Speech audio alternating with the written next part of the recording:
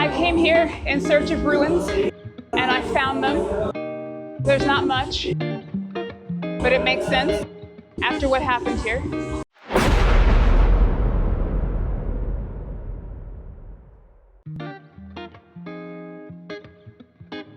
Ciudad Vieja is a peaceful town located less than an hour from Guatemala City and just 15 minutes from Antigua. With a blend of colonial-era charm and authentic Guatemalan traditions, it offers a rich tapestry of history and local culture. The town is nestled at the base of Volcán de Agua, providing stunning views of the surrounding landscape. At the heart of Ciudad Vieja lies Parque Central, or Central Park, a picturesque town square steeped in history.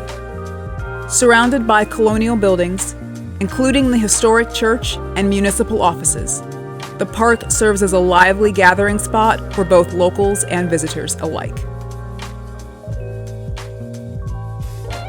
Here's a little bit of a recap. In 1524, Iximché was the capital of the Cachiquel Mayan civilization, and the Spanish at that point joined forces with the Cachiquel Mayans, and they went on to make that their capital. So the first Saint James of the Knights of Guatemala was Iximché. That happy marriage only lasted for a few years before there was an ugly divorce. The Cachiquel Mayans surrendered to the Spanish in 1530, but they did not surrender at Iximché. They surrendered here at what would become known as Ciudad Vieja. I can't get any closer to the plaque behind me due to construction. This plaque mentions Ciudad Vieja was founded in 1527 by Jorge de Alvarado. Jorge was the brother of Pedro de Alvarado, the conquistador charged with conquering Guatemala. Jorge became the lieutenant governor while Pedro was the governor. In the same way that Iximché did not last long, this second capital did not last long either. Directly in front of me is a huge volcano that the Mayans referred to as Hunahpu. It is, for all intents and purposes, extinct as a volcano. It has not erupted in some 10,000 years. So the Mayans wouldn't have thought that it would pose any danger to anybody. They actually refer to it as the flower mountain, Hunahpu. Pedro de Alvarado, the governor and conquistador, died in the summer of 1541. His horse got spooked and threw him. His widow, Beatriz, then became the governor as his brother Jorge had already died. Beatriz is pretty famous because she was the first woman to hold a position, a title that high in all of Spain's conquered territories. Now here's what's fun. Pedro and Beatriz had actually only been married for 3 years because Pedro was previously married to Beatriz's sister, and that caused quite the scandal. So, in order for the two of them to get married and have it be legal in the eyes of the church, both the King of Spain and the Pope had to get involved. So Pedro died in 1541, summer, and then in the fall of 1541, the Flower Mountain got busy in a way that nobody expected. So I remember learning about volcanoes when I was in grade school, and pretty much they can erupt or they can occasionally explode. That's all I remember. Clearly, my teachers skipped some stuff because the Flower Mountain did what's called a Lahar. So think of that like this. After thousands of years of inactivity, the crater at the top of the volcano had filled up with water. And then something happened because we are on the Ring of Fire. It might have been an earthquake or there was some kind of rupture. Something happened and it caused all that water to spill out into a giant mudslide. So this Lahar was particularly watery and it moved quickly and it just covered the town. There's a party going on next door for some reason because not everybody searches for ruins on their Saturdays. But I found this awesome plaque. It's 100% Spanish, So I'm going to read from my phone.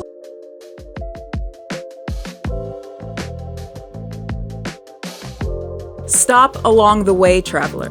This is all that remains today of the Palace of the Conquistadors of Guatemala. Here died the luckless lady, Madame Beatriz de la Cueva, and 11 ladies of her court during the catastrophe of the city on September 8, 1541.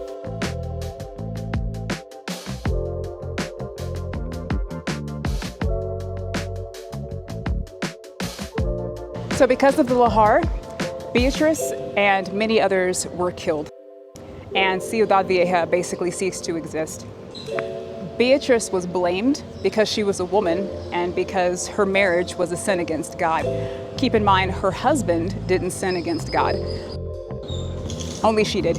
And on top of that, it was a sign that no woman should have a position that high within the Spanish government.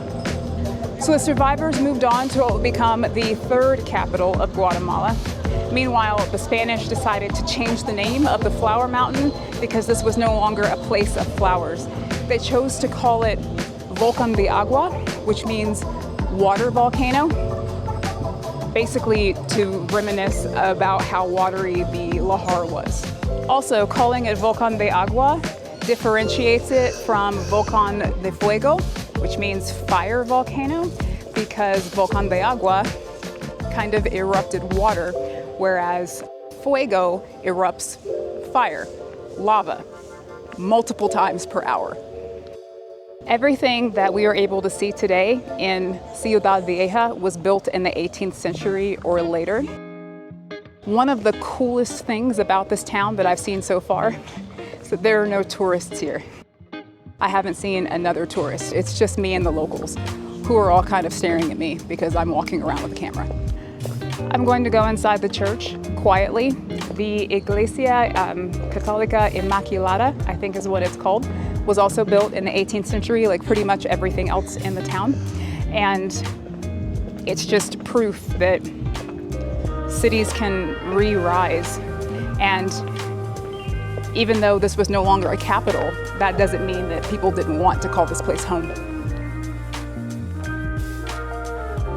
The church exemplifies classic colonial style architecture, featuring a modest yet elegant facade, arched doorways, and traditional decorative elements.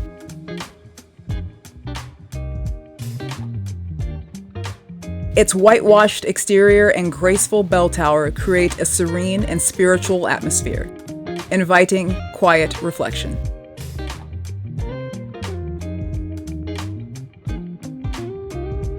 A quinceañera seems to be taking place.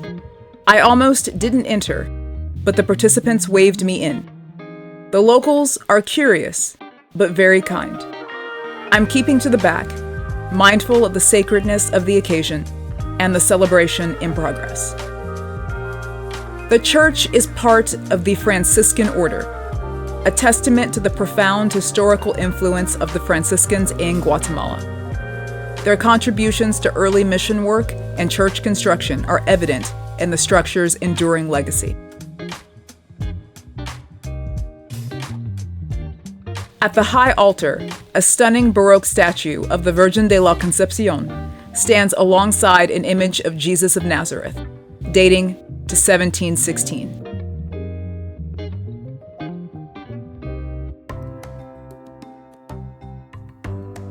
These masterpieces reflect the artistry and deep religious devotion of their time, offering a glimpse into the rich cultural and spiritual heritage preserved within these walls.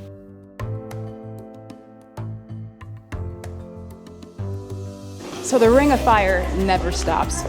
That's what it means to be the Ring of Fire. This church sustained heavy damage in the earthquakes of 1917 and 1918, and then it rebuilt by 1927. And then again, it sustained significant damage in the earthquake of 1976 and had rebuilt by 1985. So this church's resilience is literally a symbol of the resilience of this town. As the second capital of Guatemala, Ciudad Vieja holds a remarkable place in the country's history. From its foundation by Jorge de Alvarado to its tragic destruction by Volcán de Agua's devastating Lahar, the town has seen triumph, tragedy, and resilience. Today, Ciudad Vieja stands as a peaceful and picturesque destination, rich with colonial charm and authentic Guatemalan culture. Best of all, Ciudad Vieja remains a hidden gem. With few tourists, you can explore its beauty and history in peace, connecting deeply with the local culture. Thanks for joining me on this journey. Stay curious, be inspired, find freedom, wander elsewhere. See you in the next one. Did you know what a Lahar was? Be honest. Comment below.